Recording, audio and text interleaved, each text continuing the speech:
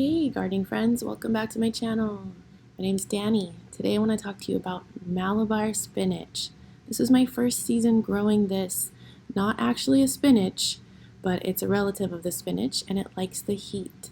So I grew it in a pot and then I also grew it in the ground in my garden. And it just vines up and really takes over, so do beware of that.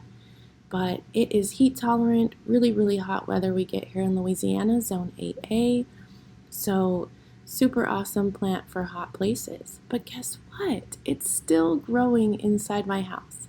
So these are a couple plants and they're actually trying to put out their beautiful purple seeds.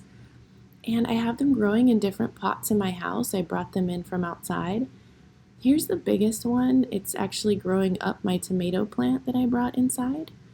And I haven't harvested from it, but I just wanted to see how long it would last through the winter. Plants are so amazing to me.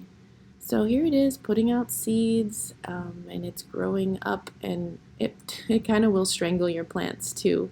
It is a vine, so be careful. So yeah, I just really recommend this if you live in a hot area. I don't love the Malabar spinach in salads, but it's great in smoothies, and it just looks so beautiful, easy to grow.